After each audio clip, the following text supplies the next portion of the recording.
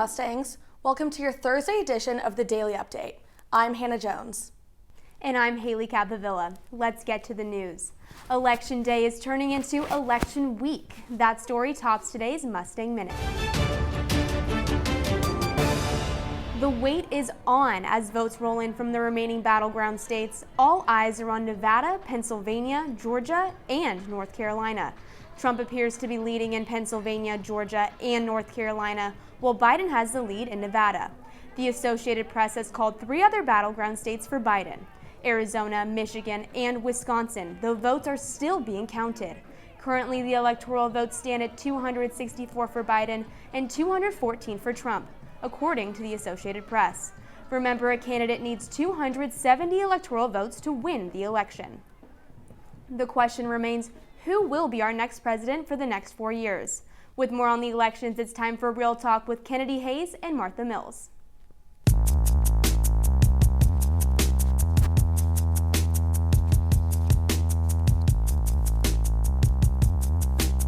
Hey Mustangs, welcome to Real Talk, where we cover the hottest political topics of the week. I'm Martha Mills. And I'm Kennedy Hayes. It's time for some Real Talk. So election results started rolling in Tuesday as we got our first peek at how the election is going. Many states went the way most people expected, with Trump winning states like Louisiana, Mississippi, and Tennessee, and Biden winning New York, Vermont, and California. However, we still await results from key battleground states that will determine this election. Yep, specifically Pennsylvania, Michigan, Wisconsin, Nevada, Georgia, and North Carolina. It also looks like Biden managed to flip Arizona, though votes are still being counted. Wisconsin and Michigan also have called for Biden by the AP, so Biden would only need to win one more state to win the election. However, North Carolina and Georgia are currently leaning towards Trump, but it's still too early to call. You know, the big toss-up remains Pennsylvania, though we may know those results as soon as Thursday. I sat down with Dr. Ben Voth to discuss some of each candidate's advantages in the race. I think for President Trump, the important thing to say with any election is that he's the incumbent. Anytime somebody's an incumbent, they have a natural political advantage. In terms of his personality, I mean, that's the thing that draws a lot of attention. He is very assertive, he's very confident, he's very dynamic. For Vice President Biden, I think that in terms of his personality and style, I think the single word that really describes him, that is his strength, is empathy. The idea that he's an empathetic character and can relate to a broader array of people and perhaps to appeal to them. So Kennedy, what's your take on the election so far? And when do you think we'll know who our next president is? I think that's a good question, but I think it's also a tough one. I mean, I think a lot of Americans are feeling super anxious, and I do hope we get an answer sooner rather than later, but also, we want to make sure that every vote is counted fairly, of course. Yeah, people are definitely on the edge of their seats. We all want to know who won the election. It's interesting that the election is coming down to a handful of states, though not entirely unexpected. And though these states seem to be leaning one way or the other, it's important to keep in mind that there are still plenty of votes to be counted. I'm definitely too impatient for all this, though. Tell me about it, aren't we all? Well, looking more locally, Republicans are holding the Texas House majority after Tuesday's election. Success with the Electoral College for the GOP means the next Speaker of the House will most likely be a Republican. That's right, and it was a tight race as Democrats came close to flipping the chamber for the first time in over 20 years. According to the Texas Tribune, it appears the state legislature will be split 83 to 67, although we are awaiting final election results. Yes, we are. Are you surprised by how close the race is, Martha? You know, I'm not too surprised, no. We've been hearing a lot about how Texas is starting to drift more towards the middle in terms of party lines, so it makes sense that that was reflected in this election. Yep, I agree. Well, that does it for this week's Real Talk. Looking ahead, make sure to keep an eye out for our hashtag SMUVotes2020 on Twitter and Instagram for the latest updates. And of course, we'll be back here next Thursday with a wrap-up of the race, whatever the results are. Remember to stay informed, Mustangs. We'll see you next week for more Real Talk.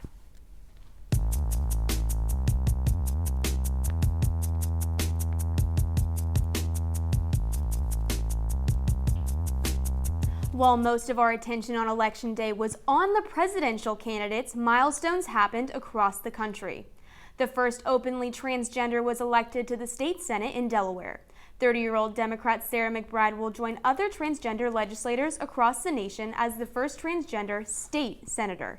Meanwhile, North Dakota residents voted for a candidate who was dead. David Anhall was elected to the state Senate despite having passed away in October due to COVID-19.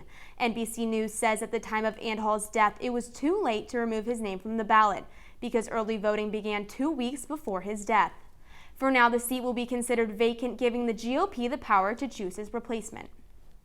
The issue of drugs was also on the ballot in some states. Oregon became the first state to decriminalize small amounts of hard drugs such as heroin, meth, and cocaine.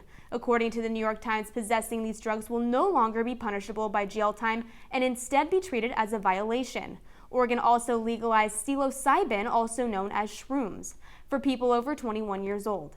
Legalizing recreational marijuana also passed in New Jersey, South Dakota, Montana, and Arizona. These states have joined 15 other states across the country that have legalized recreational marijuana.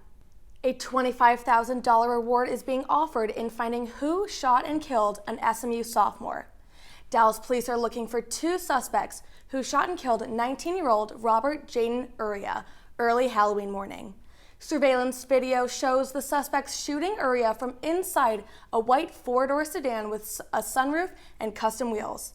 If you have any information on the shooting, contact Dallas Police at 214-422-9275.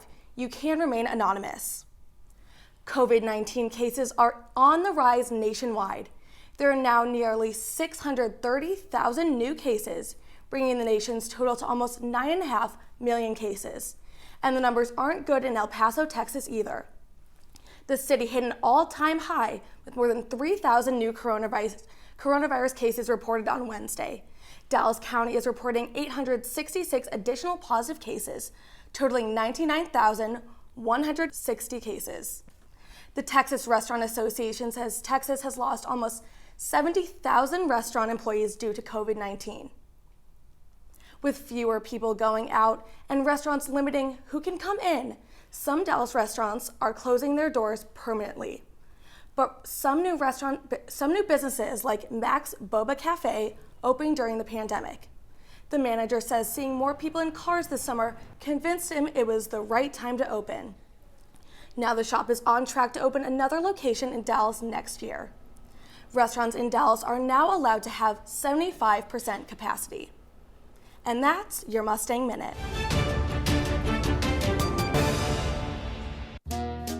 Habitat for Humanity is a nonprofit organization that builds homes and hope for people across the world.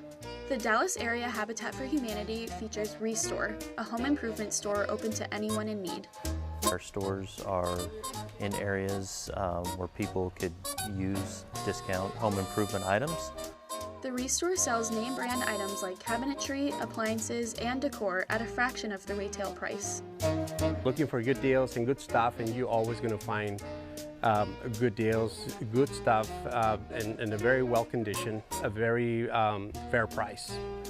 Then every dollar that's generated out of this store then goes into the mission of building houses for Habitat for Humanity. They're willing to help low-income families, especially in the world that we're in today. So I really thought that was honestly something really good that they were doing in the world. For more information or ways to get involved, please visit dallasareahabitat.org.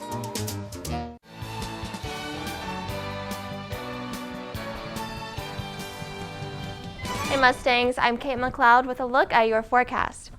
But before we get to that, here's an update on the hurricane that is churning in the Caribbean. 1 person is dead and 2,000 are evacuated after Hurricane Ida pounded parts of Central America. It is now a Category 4 storm, and forecasters say it's the strongest hurricane of the 2020 season.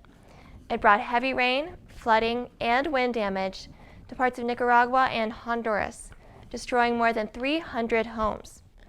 Its path could threaten Florida and places elsewhere along the southeastern U.S. coast by early next week. Now it's time for your 5-day forecast. With temperatures in the 60s and 70s, it's a nice day to take a walk in the park. Tomorrow brings partly cloudy skies with a high of 76 and a low of 54. Be sure to get outside this weekend because sunny skies are on the way. On both Saturday and Sunday, highs will be in the upper 70s with lows in the low 60s. We'll see sunny skies again at the beginning of the week, with Monday bringing a high in the upper 70s and low in the mid 60s. Looks like it will be a great weekend to spend outside. That's your 5-day forecast for SMU TV. I'm Kate McLeod.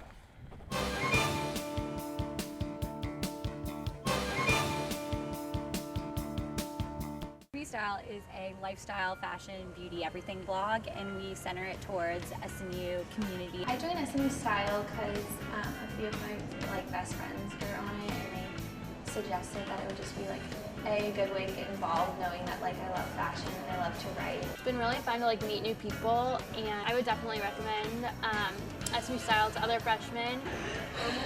Out for SMU Style's Instagram post when their application goes live in fall of 2018.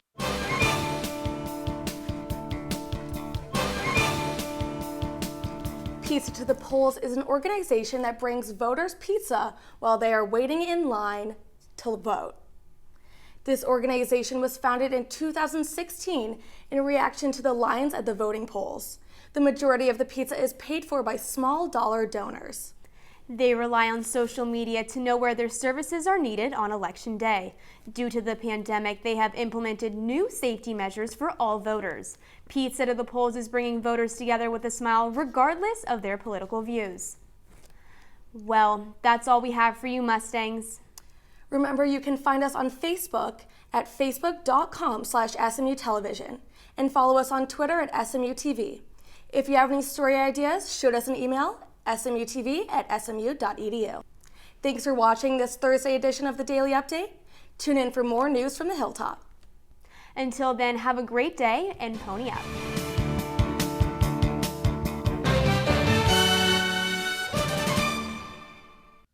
SMU TV and the Division of Journalism want to thank our underwriters, North Park Center in Dallas, Javier's Gourmet Mexicano on Cole Avenue, and Advance ER off West Lovers Lane. We appreciate your support of student media.